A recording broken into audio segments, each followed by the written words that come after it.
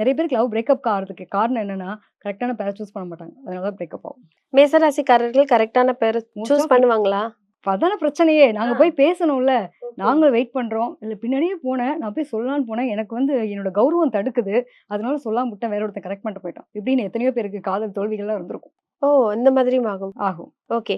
மேசராசிக்கு எக்ஸ்ட்ரீமான காதல் தோல்விகள சந்திச்சவங்களும் இவங்க தான். எக்ஸ்ட்ரீமான சொல்ல மறந்த காதல் கதையும் இவங்க தான். ஓகே. அதே மாரி சொல்லி நான் "ஏய் எவன் வந்தாலும் பார்க்கலாம். நான் பொண்ண தூக்குறேன்ப்பா" அப்படின்ற அளவுக்கு பையன பொண்ணு தூக்குற காலகட்டமும் இருக்குல்ல. ஆமா. அது மாரி தூக்குற ஆட்களும் இவங்க தான். சில பேருக்கு என்ன ஆகும் அப்படின்னா, கரெக்ட்டான பேர் அமையணும். அதுதான் விஷயம். நெறைய பேர் குடும்ப வாழ்க்கையில பார்த்தீங்கன்னா, நான் எப்படிப்பட்ட ஆள் தெரியுமா? வெளியில போய் பாரு. அப்படியே ஒரு இப்ப கவர்மெண்ட் போஸ்டிங்ல இருக்காரு. சாரு கெத்தான ஆளு. எப்படி இருப்பாங்க?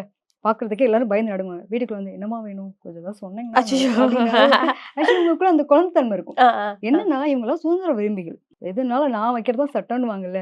ஒய்ஃப் புரிஞ்சுக்கிட்டவங்களா, இந்த ஆளுக்கு வேற வேலை இல்ல. இந்த ஆள் இப்படிதான் கத்துவாரு. திருப்பி என்கிட்ட தானே வருவாரு. நான் பார்த்துக்கிறேன் அப்படின்ற மாரியான ஒய்ஃபா இருப்பாங்க. ம். ஸோ இந்த மாரி போயிடுச்சுன்னா ரொம்ப நல்லாருக்கும். எங்களுடைய லவ் லவ் லைஃபா இருக்கட்டும், ஃபேமிலி லைஃபா இருக்கும். இதுல என்ன ஒரு விஷயம்னா, ஒரு தெளிவான ஒரு வெளிப்பாடு அப்படிங்கிறது இவங்கட்ட இருக்காது. ம்.